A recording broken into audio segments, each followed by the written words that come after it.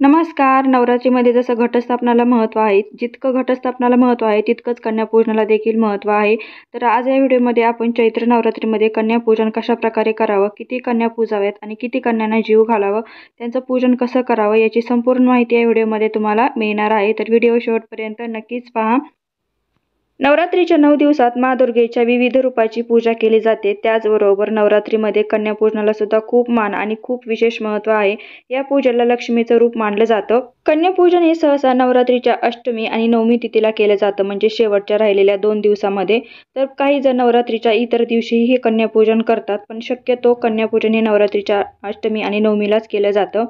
तर आता ही अष्टमी आणि नवमी तिथी नेमकी कोणती आणि कन्यापूजन कधी व कसं करावं? पौराणिक कथेनुसार या दिवशी देवी दुर्गा कालसुराचा पराभव करण्यासाठी एका तरुण मुलीच्या रूपात अवतरली होती. त्यामुळे नवरात्रीमध्ये कन्यापूजन करणे हे खूप शुभ मानलं जातं. तर यावर्षी कन्यापूजनाचे मुहूर्त कधी आणि किती वाजता आहे हे सुद्धा तुम्हाला या व्हिडिओमध्ये पाहायला मिळणार आहे. तर सर्वात अगोदर मुहूर्त पाहूया. यावर्षी म्हणजेच 2024 कन्यापूजनाचं शुभ मुहूर्त आहे, ते म्हणजे 11 ऑक्टोबर 2024, वार आहे शुक्रवार. कन्यापूजनाचं शुभ मुहूर्त सकाळी 9:14 चालू होतं. तर त्याचबरोबर सकाळी त्याची समाप्ती आहे सकाळी 10:45 इथपर्यंत हे कन्यापूजनाचं शुभ मुहूर्त मानलं जातं.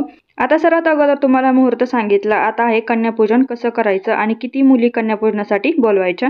तर शास्त्रानुसार कन्यापूजन करताना मुलीचं वय खूप महत्त्वाचं आहे. आता मुलीचं वय 2 ते 10 वर्षापर्यंतच्या मुलीचे आपल्याला कन्यापूजन करायचे. 10च्या वरच्या मुलींचे कन्यापूजन करायचे नाहीत. 2 ते 10 वर्षाच्या मुलीच्या वयाचे कन्यापूजनामध्ये शुभ मानले जातात. 2 ते 10 वयोगटातील मुलींना माँ दुर्गेचे विविध रूप मानले जाते. त्यामुळे 2 वर्षे ते 10 वर्षापर्यंतच्या मुलींना तुम्ही कन्यापूजनासाठी बोलवू शकता. 2 वर्षाच्या मुलीला कुमारिका म्हणतात. त्याचबरोबर 3 वर्षाच्या मुलीचं नाव त्रिमूर्तीत सुद्धा म्हटलं जातं. इथे मी तुम्हाला समजण्यासाठी 2 वर्षाच्या वयोगटापासून ते 10 वर्षाच्या वयोगटापर्यंत, म्हणजेच 2 वर्षाच्या वयोगटापासून ते 10 वर्षाच्या वयोगटापर्यंतच मुलींना कन्यापूजनासाठी का बोलवायचं, त्यांच्यामध्ये कोणकोणत्या देवीचे स्वरूप राहतात हे तुम्हाला इथे सांगितलेले आहेत. मुलीचे पिक्चर पण आणि देवीचे पिक्चर पण इथे मी तुम्हाला शेअर केलेले आहे. 4 वर्षाच्या मुलीचं नाव कल्याणी देवी सुद्धा म्हटलं जातं, तर इथे मी कल्याणी देवीचा पण फोटो तुम्हाला इथे दाखवलेला आहे. 5 वर्षाच्या मुलीला माता रोहिणीचं इथे नाव संबोधलेलं आहे. 6 वर्षाच्या मुलीला माता कालिका या नावाने ओळखलं जातं.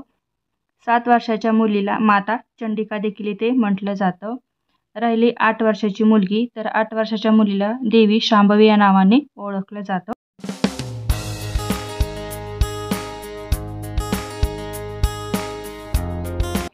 9 वयोगटातील मुलीला देवी दुर्गेचं रूप मानलं जातं.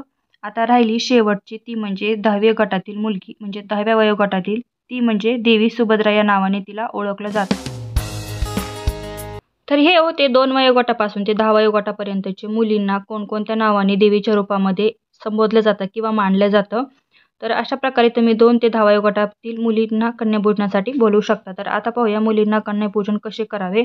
तर सर्वात अगोदर ज्या दिवशी तुम्हाला कन्यापूजन करायचे त्या दिवशी आपले घरदार सगळं व्यवस्थित स्वच्छ करावे आणि कन्या 2 वयोगटापासून ते 10 वयोगटापर्यंतच्या कन्या आपल्या आसपास असल्या तर त्यांना घरी आदराने घेऊन यावी, त्यांचा सत्कार करावा आणि त्यांना नंतर घरी आल्यावर स्वच्छ पाटावर बसवावे, म्हणजे आसनावर सुद्धा तुम्ही बसवू शकता.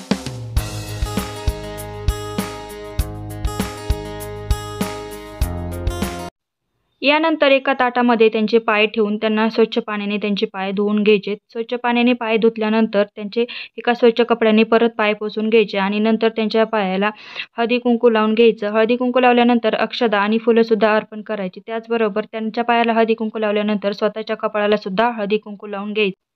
तुम्ही तुमच्या कुवतीनुसार किंवा तुमच्या परिस्थितीनुसार तुम्ही त्यांना चुनरी सुद्धा ओढू शकता किंवा चुनरी सुद्धा देऊ शकता. आता नंतर त्यांना जेवणासाठी आसनावर बसवावे. तर जेवणासाठी काय पदार्थ बनवायचे, तर देवीला सर्वात जास्त खीरपुरी आणि चण्याची भाजी आवडते, तर तुम्ही ते त्यांना खीरपुरी आणि चण्याची भाजी सुद्धा बनवू शकता.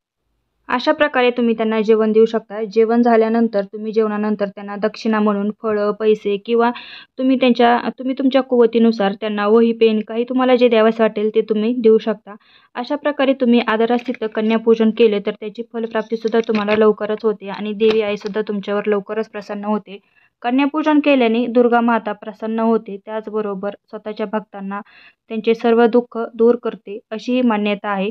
यामुळे कुटुंबात सुख समृद्धी देखील टिकून राहते. तर अशा प्रकारे तुम्ही कन्यापूजन कराल. तर यावर्षी नवमी आणि अष्टमीला सुद्धा तुम्ही कन्यापूजन करू शकता किंवा नवरात्रीच्या इतर दिवशी तुम्ही कन्यापूजन करू शकता. तर तुम्हाला ही कन्यापूजनाची माहिती कशी वाटली मला एकदा कमेंटमध्ये नक्की सांगा. जर व्हिडिओ आवडला तर व्हिडिओला एक लाईक आणि सबस्क्राईब नक्कीच करा. धन्यवाद.